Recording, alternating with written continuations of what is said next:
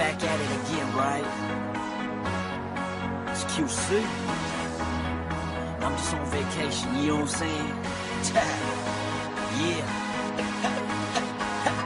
Here in the Philippines, back again. Chillin' with the killers, drinking with them. Get drunk with them, so call your friend. And get more liquor, we got Franklin. And get like 5, 10, 15 bitches. A party ain't a party if you ain't got bitches. And turn that music all the way up. Get good, getting fucked up. Sa Pinas, iba mag-inuman. Kasi di kompleto kapag walang pulutan. Gusto ko ng crispy pata lechon na may sausawan. Habang sumasayaw si Doningning sa harap ko.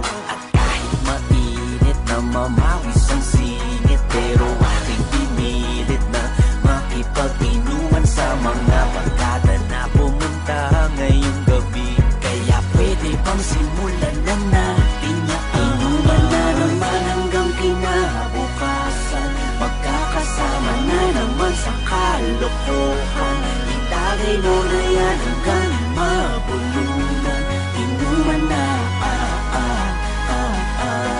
at huwag mong gawin ulam ang pulutan. Naghati-hati tayo, walang manggugulang. Itagay mo na yan sa lalamunan. Inuman na inom hanggang mabulunan. Yosi pa hanggang mapuruhan. Chichibog ako ng pulutan habang meron naglalambungan sa kabilugan ng buwan. Ganyan naman talaga sa inuman. Di mapigilan ang kalibugan kahit na mahirap ka o mayaman. At ilabas na ang gitara, pagsaka mo nga ng isang harana. Magkakatahan ng mga barkada nakatambay sa eskibida. Dahil kahit na nandito lang kami, masaya dahil marami kaming nakikita. At kahit mainit na mamawis ang singit, pero aking pinilit na makipag-inuman sa mga barkada na pumunta ngayong gabi. Kaya pwede bang simulan na natin na inuman na naman hanggang kinabukasan. Magkakasama na naman sa kalokohan. Itagay mo na yan hanggang mabulunan. Inuman na at huwag mong gawin ulam ang pulutan. Naghati-hati tayo, walang manggugulang. Itagay mo na yan sa lalamunan. Inuman na at ang sarap ng simoy ng hangin, kahit may halong usok ng jeepney sa hangin.